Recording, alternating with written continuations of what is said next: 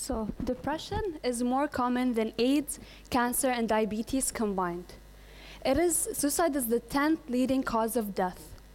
In the United States alone, every single year, 2 million people attempt to commit suicide, and sadly, 45,000 people pass away. So there's this girl called Salwa.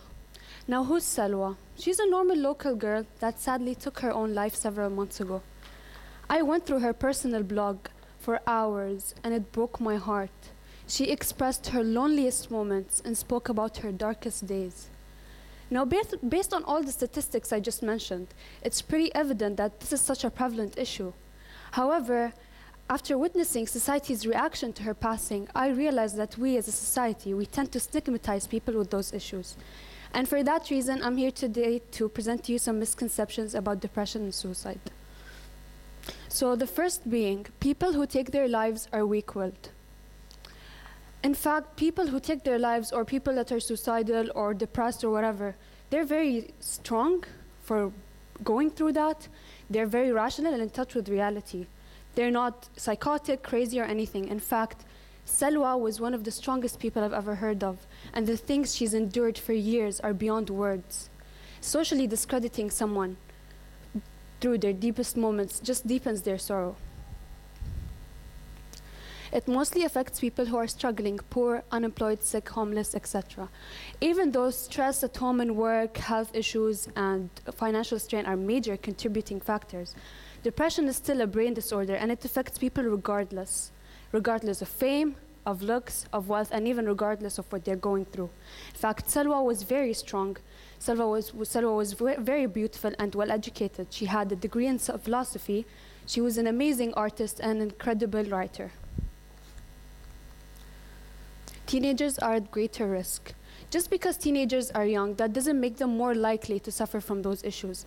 In fact, Salwa was a 29-year-old woman. She wasn't a child.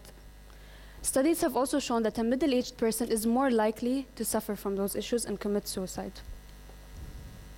Talking about suicide will give them the idea or upset them enough to push them to the edge. The best thing to do is ignore. I can't stress enough how untrue this is. Letting someone know that they're not alone and that someone out there is going through exactly what they're going through just makes them feel relieved. It doesn't push them to the edge. In fact, Salwa was desperate to have someone listen to her, and I'm sure she would have appreciated it if someone was there for her and reminded her that there are other ways to overcome your misfortunes. There is nothing that we can do to prevent a suicide, or suicide comes without a warning. This is so untrue, especially with Salwa. You might not be able to physically stop someone from hurting themselves. I mean, you're not going to lock them up, are you? However, you can always contribute to that beforehand, because guess what? There are always signs. Signs like insomnia, self-harm, social withdrawal, changing eating habits, disturbing actions like anger and irritation, and so on, and especially writing. People tend to express the way they're feeling through writing, whether it's writing stories or poetry or even Twitter if they like to ramble a lot on there. Especially with Salwa's case. Salwa, like I said, had a personal blog, and it's full of suicidal thoughts. And I'm pretty sure her friends knew about it, but I doubt anyone did anything, considering how lonely she felt most of the time. Now, what do you do if you notice any of the signs I just mentioned? First thing to do is ask. Just make sure they're okay. They're not obligated to open up to you, so don't pressure them into doing so. And the next thing you could do is be there, be persistent, and listen. A lot of them go to the people they love. They don't wait for someone to ask them what's wrong. They seek help. However, a lot of them aren't taken seriously, especially in our region. In fact, 85% of people that threaten with suicide end up carrying out their threats. And the last thing is just be understanding. Criticizing them or trying to solve their problems is just going to encourage them to suffer in silence and push them away. You can't fix depression.